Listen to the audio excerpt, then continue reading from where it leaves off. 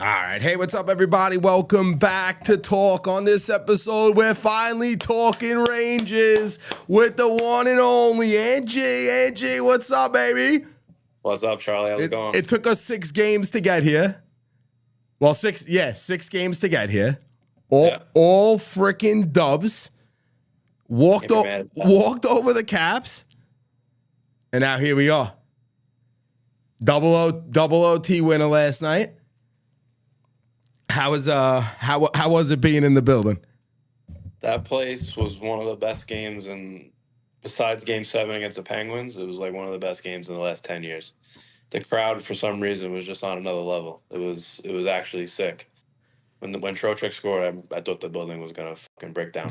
Well, it looked like it was gonna. It looked like it was gonna friggin' break down. That's for sure.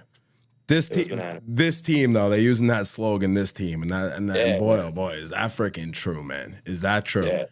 The no quitting in them. Last night, I just want to go real quick because we haven't spoke, but the Capitals, we just literally walked over them. Yeah, I mean, everyone's like, oh, they got the Capitals. That's what you get for winning the President's Trophy. I mean, everyone wants to talk about President's curse, whatever. Yeah. You play the weakest team, and it really showed. I mean, you look at them; they have negative goal differential, and they didn't belong there, to be honest. So they didn't. We'll take it. But we fought all year to have the President's Trophy, and we got rewarded for that. Yeah, but we made something of that reward, though. You know, we didn't just go in there and lay down and let them, take a game or even take a period. You know that.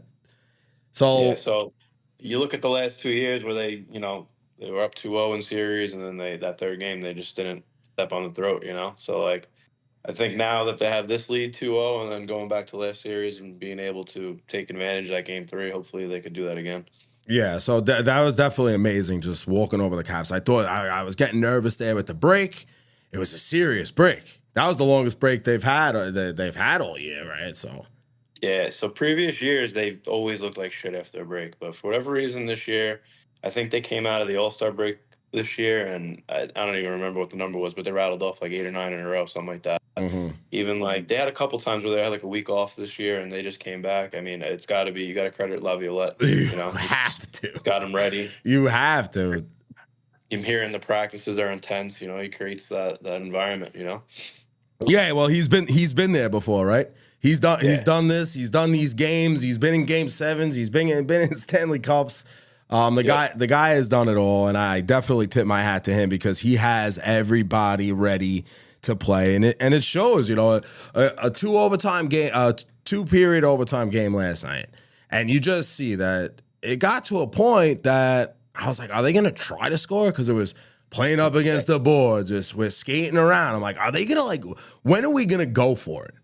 They were scared to let it. They were scared to let it up. And I'm just like, let's go. It's like we're falling asleep. And I literally took a 10-minute nap in between the first overtime and this. I literally took a nap. I closed my eyes. Boom. I woke up. I was ready to go.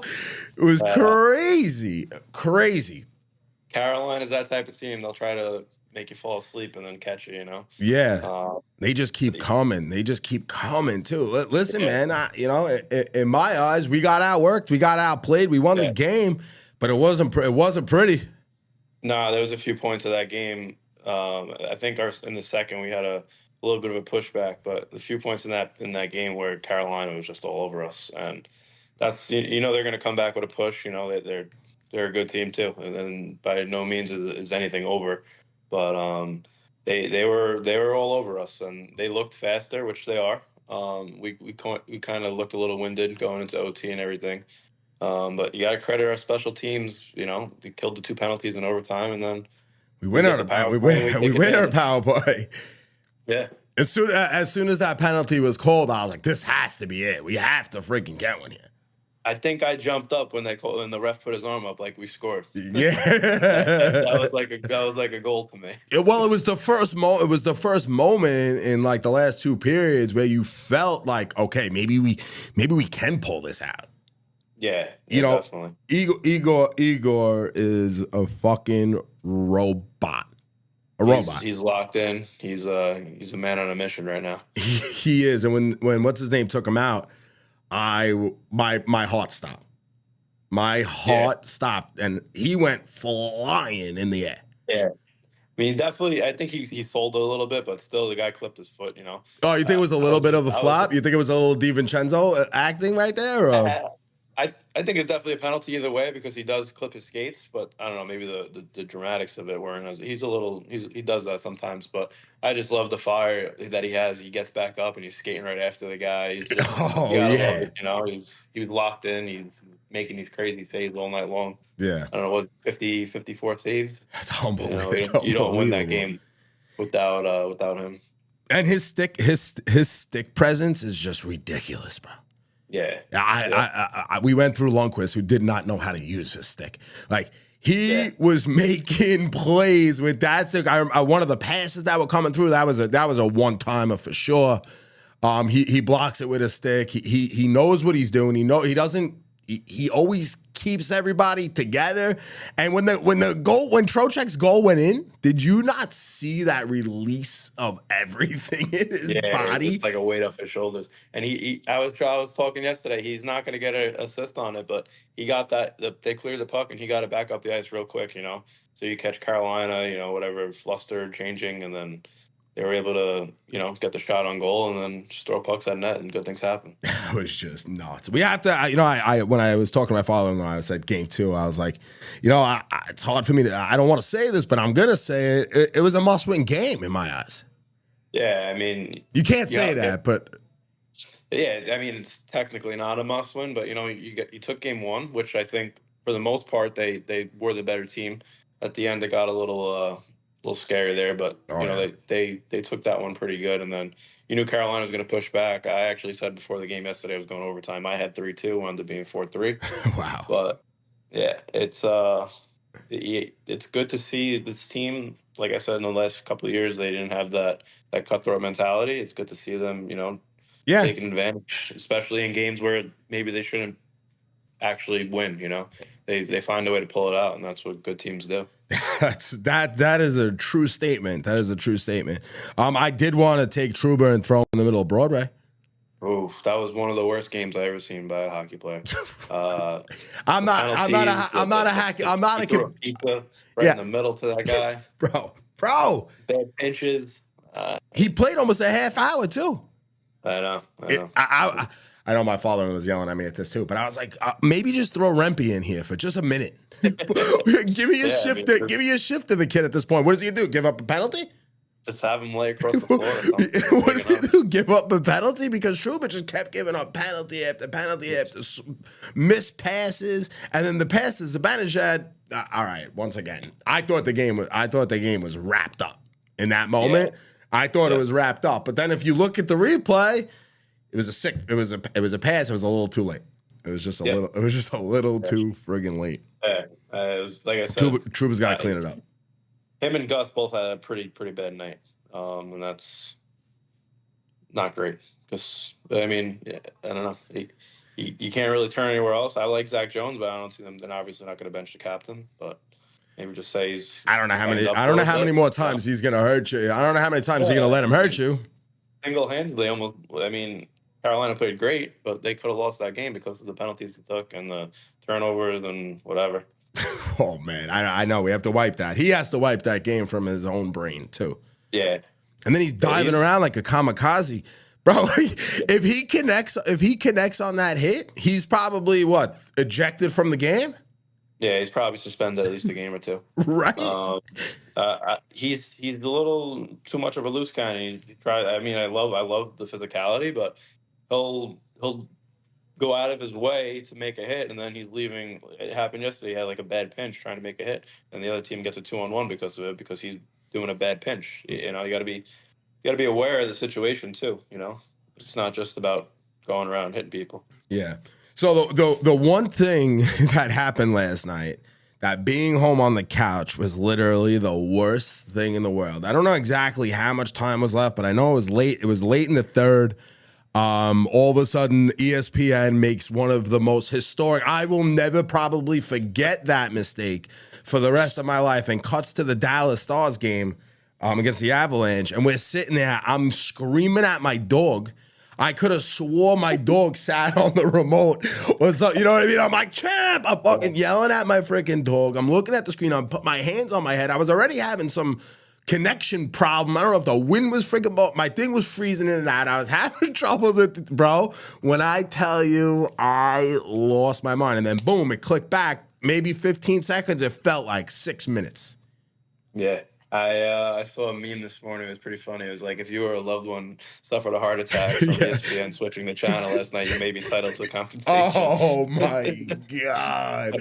Oh, my God. But yeah, that's hilarious. ESPN's been getting a lot of hate, and I think it's warranted. You know, TNT's broadcast just blow it away compared to what they're doing. Yeah, really, really, really bad. Really bad. Yeah. Even the angles, the way, if you're not a hockey guy and you don't watch, every game, you're losing track. They're cutting in and out. I'm like, what is going on? I don't know. You might not notice it, but sometimes like the audio is like a second ahead of like the game, like a split second, but like it's weird. I don't know, something. I just my app, my Rangers app is faster than Verizon. Yeah, faster than Verizon. My app. I don't know if it's the network. I have no idea. You got to throw that on Do Not Disturb. Oh, you have to. But when you're watching the game alone, these games alone, your group chat is kind of your people. You know what I mean? The group chat is extremely important during these big games now. It is. Absolutely. That's why I don't think I can ever be a streaming service guy. I think I need instant, because like too many friends watching the game. Bro, that's my argument. Bro, that's my argument about it, because we could save some decent money cutting Verizon. Yeah, absolutely. We really could, but it just, and the only thing I watch on Verizon is sports. Yeah. There's nothing, I don't watch anything else. My wife watches reruns of Law and Order and that Jersey Shore on Thursday. And that's it. And it's all sports. Yeah, I know. Oh my God, that was just the whole ESPN thing is driving me nuts. But you sent me a link today from, what was that? That was Sportsnet in Canada. Just night and day, the broadcast. Even the I don't know if I sent you the one with the goal. Yeah, the Trocheck. Yeah, so there's another clip I found of even the intro when they're coming out to Bob O'Reilly, and they pull the audio directly from the feeds. Like it's just night and day. It's sick. That makes no sense. It makes no sense to me how bad ESPN is failing everywhere. Big media company like ESPN can't just get on top of that. You know, they can't do anything. It's bro. Prize Picks is a better gambling service than ESPN. Prize Picks. I know that's an issue. Like, are you kidding me? Well, Prize Picks is I think even maybe up there with MGM and FanDuel. They're doing amazing, but it's just like your ESPN. You got Penn on your side. They got rid of Barstool. You're bringing us in. They're failing. They're failing there too. It's like they can't do nothing right. ESPN's not gonna be around forever, man. No, I know it's gonna not be, with this work. We're gonna tell our grandkids one day they used to have this thing called. Well, they got right. Who watched the Sports Center? That was like the first ESPN News. You know who watches that? That's gone. That's gone. I used to fall asleep to that shit. Yeah. Now I seen the clip that I wanted to see 40 times over on my phone or something else. Right. Yeah, exactly. Go on Twitter. You search exactly whatever you're looking for, and it's a million different clips of it, you know. Every different angle. Yeah. For real. So down in Carolina, they're trying to get us not to join them in the stadium. Yeah. You think they're gonna be successful? Nah, they've been doing this for a while. When I went down there for Game 7 a couple of years ago, and they did the same thing. I had family down there, so I had my cousin buy the ticket, but it's all bullshit. I mean, you could just go on StubHub and buy a ticket after the fact. You know, you just can't buy them through Ticketmaster. So, and plus, you have a lot of transplants down there already. So you have a lot of people that actually do live there. That's for sure. That'll be in that building. Yeah, I was talking to Ann a few weeks ago, and she was telling me, she's like, when the Rangers come to town or something, it's full anyway. Yeah. I mean, I would say probably whenever like a regular season game, probably 95% of those Ranger fans that are there live there. So they're still going to show up. Mm-hmm. Just I'm liking that the Knicks are taking a little bit of a little bit of the spotlight, I want to say, away from the Rangers, even though it sucks because it doesn't suck. It's fantastic that we're both in this amazing time of our lives, that the Knicks are on this run and the Rangers are on a run. I was really young in '94. You were born in '94, so I was 3 months old. Yeah, so it's amazing to see every night. We have Knick game, we have Ranger game. That's why I haven't even wanted to bother you to text you, be like, yo, do you want to talk? Or it's like it's so tough because there's something going on. We have the Mets playing, you got the Yankees playing. The Yankees are playing good. The Mets are playing exactly kind of the way you thought they were going to be. But exactly. there's tons of shit. There's tons of shit going on. It's every night. It's unbelievable. Every night it's a good time. It's unbelievable. It really is. But I feel like it's taken a little bit of the light away from the Rangers, and that's great because the Rangers, I don't feel like there's that many bandwagons on right now, actually. There's more bandwagons for the Knicks at the moment. Yeah, 100%. Including myself. When the playoffs come around, you typically get a lot of the bandwagon or Ranger fans be like, this guy hasn't watched a game all year. He's posting on his Instagram story, it's like, but you're right. It is helping in that regard. Right? You feel that you feel that a little bit. Yeah. Even with the radio, I'm still a sucker for the WFANs of the world. And you put it on, they're still not talking Rangers for 2 hours after the show's done. Besides Boomer. I'll give Boomer a listen sometimes in the morning. Oh, you have to, yeah. The rest of the lineup, it's gone. I really can't stand. It's gone. It's not even worth it. You have McAfee, and I'd rather turn my phone on than go to McAfee at noon. It's just the way it is. It's just the way it is. Yep. All right. So what do you see here? What do you see here finishing up the series? Do you see Carolina taking a game down there? Yeah. I mean, like I said, they gotta keep the foot on the gas. If the crowd's going to be buzzing in Carolina. It always is. Mm-hmm. That's one team that's actually completely different on the road and at home. So they're going to have their pushes. Ideally, you take 1 out of 2. That would be amazing. Perfect world, you take both. But like I said, you can't expect that. They're a good team. You got to give them their respect as well. I'll be happy with a split. Come back, game 5. And then are you going down or no? If Sunday wasn't Mother's Day, I probably would go Saturday, but I'm probably going to sit this one out. Okay. All right. You've been there. You've done it. You stay true to your building, and that's it. We keep the vibes. Let them go take care of their business trip. Yeah, exactly. And that's what it is. Business trip, Yeah. A couple wins, come back home. That's it. That's really that's it. If we have to just if we take tomorrow, we take the first one. Forget about it. I'm gonna forget about it. You're feeling great. Yeah, and they're coming off a 2 overtime period. Horrible loss on the road. That's gut punching. I don't care what you say. That's gut punching. I was talking to a buddy this morning, and like I said, you got to give Carolina their respect. But if you watch their faces after that game last night, it's like, what else do we have to fucking do to beat this team? Because they played a great game. If you look at it, they probably gave 150% of their effort, and Igor stood on his head and we squeaked it out. Yeah. So you got to think that's in their mind, the back of their minds. Like, what else do we have to do? But right, like I said, they're good at home, so got to go in. Never over till it's over. Yeah, no, we can't be. We've been through horrible times. Like I'll never forget. I'll never forget all of those horrible times. So it's I'm having fun. That's it. I'm having fun at the moment. I want the fun to continue. That's all I could ask for. Absolutely. So we went down 2-0 against them 2 years ago, and then we came back. So you can't take anything for granted. Just next game, next period, and one game at a time. And that's it. All right, man. Well, thank you so much for doing this with me. Hopefully, we'll reconvene after the series. Yeah, absolutely. Anytime. Right. Thanks so much, man. I'll see you. Let's go Rangers. Ciao.